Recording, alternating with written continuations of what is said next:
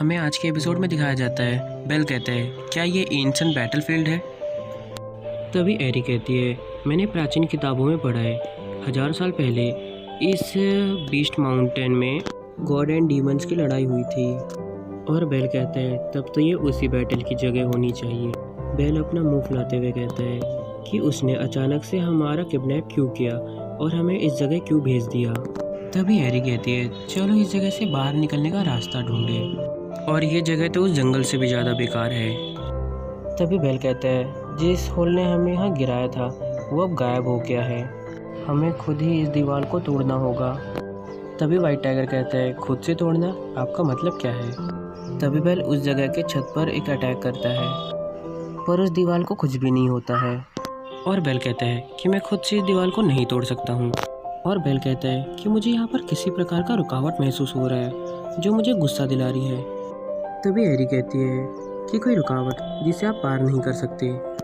और वहाँ पर वाइट टाइगर सोच रहा होता है कि ड्रैगन गॉड आप कहाँ हो, आप खुद को क्यों नहीं दिखा रहे हो।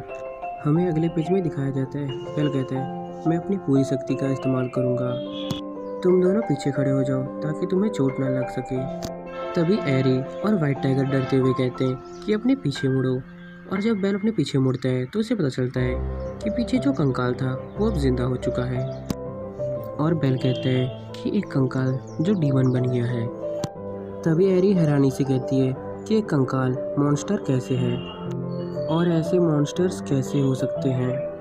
और एरी कहती है, क्या हो सकता है कि यहाँ जो बीस्ट गॉड है वो बीस्ट गॉड ना होकर एक ड्रैगन गॉड हो, सबसे बड़ा गॉड जो हजारों साल पहले गायब हो गए थे। तभी वाइट टाइगर खुशी के आंसू रोने लगता है और कहता है कि ड्रैगन गॉड प्लीज़ अपने इन बच्चों को बचाओ। मतलब ये खुद की और उन बीस्ट गॉड की बात कर रहा होता है। तभी वो मॉन्स्टर बेल के ऊपर एक खतरनाक अटैक करता है और बेल उससे बच जाता है। तभी वो मॉन्स्टर अपने मुंह से खतरनाक अटैक करता है।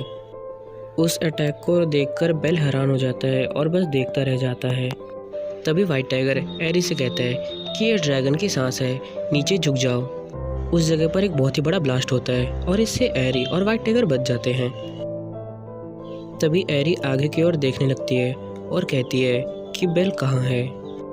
और हम अगले पेज में देखते हैं उस डीमन को और कहता है कि हम जीत गए, अंत में हम जीत गए हैं। इसे देखकर वाइट टाइगर उछलते हुए कहता है कि ड्रैगन गॉड लंबे समय तक जीवित रहो, और ये ऐसी नारे लगाने लगता है। और एरी इसे देखकर हैरान हो जाती है। तभी हमें अगले पेज में दिखाया जाता है कि जो मॉन्स्टर है उसे बेल ने हरा दिया है। और बेल वाइट टाइगर को कहता है कि तुम इतने ज़्यादा क्यों खुश हो रहे हो। और ये देखकर वाइट टाइगर के जो हाल है आप तो देख ही सकते हो। इसे देखकर तो लगता है इसकी ऐसी फटी है जिसे कोई सिल भी नहीं सकता। तो अब हम इस एपिसोड को कंटिन्यू करते हैं। बेल उस मॉन्स्टर के कंकाल से नीचे उतरता है और कहता है, उसे क्या हुआ, क्या वो घायल है? तभी एरी कहती है, हाँ वो मानसिक रूप से टूट रहा होगा, जब वो जागेगा तब वो ठीक हो जाएगा। तभी उन दोनों को एक आवाज़ सुनाई देती है और वो आवाज़ कहती है कि तो आपने अपनी कम उम्र के बावजूद भी एक अच्छे कल्टीवेशन लेवल की प्राप्ति की है। इसमें कोई आश्चर्य की बात नहीं है कि तुमने ही मेरे फॉरबिडन फॉरेस्ट में परेशानी पैदा की थी। तभी वहाँ पर एक पर्पल कलर का गेट खुलता है जो पहले भी खुला था, और उसी गेट से एक आवाज़ सुनाई देती है जो कहती है कि तुमने मेरे पालतू जानवर बोन ड्रैगन को कुचल दिया है। और वो कहता है कि तुम सचमुच मेरे से मिलने के काबिल हो। तभी वाइट टाइगर बहुत खुश होता है और कहता है, क्या सचमुच ड्रैगन गॉड हमारे सामने आने वाले हैं? तभी एरी कहती है कि तुम कुछ ज़्यादा ही आगे नहीं बढ़ रहे हो वाइट टाइगर। हमें अगले पेज में दिखाया जाता है, बेल कहता है, क्या मैं जान सकता हूँ कि आप कौन हो? उसमें से एक ड्रैगन जैसा दिखने वाला व्यक्ति निकलता है और कहता है कि तुम मुझे कुछ बुला सकते हो, तुम मुझे ड्रैगन गॉड कह सकते हो। तभी बेल कहता है, हेलो ड्रैगन गॉड, बस हम यहाँ से गुजर रहे थे और आपके कल्टीवेशन में रुकावट डालने का हमारा कोई इरादा नहीं था, मैं आपसे माफ़ी मांगता हूँ। और बेल कहता है, क्या आप कृपया हमें यहाँ से जाने दे सकते हैं, मुझे अभी भी अपने मास्टर की तलाश करनी है। तभी एरी कहती है कि तुम कुछ ज़्यादा ही पूछ रहे हो। तभी वो ड्रैगन गॉड कहता है कि तुम इस जगह से जाना चाहते हो, बट ये नहीं हो सकता है, ये बिल्कुल इम्पॉसिबल है। और वो ड्रैगन गॉड कहता है कि हालांकि मैं इस जगह से बहुत लंबे समय से जुड़ा हूँ, अब जब मुझे एक योग्य प्रतिद्वंदी मिल गया, यानी कि बेल, जो उसे लड़ सकता है, और वो आगे कहता है, तो क्या आपको नहीं लगता है कि जाने से पहले आपको मेरे साथ खेलना चाहिए?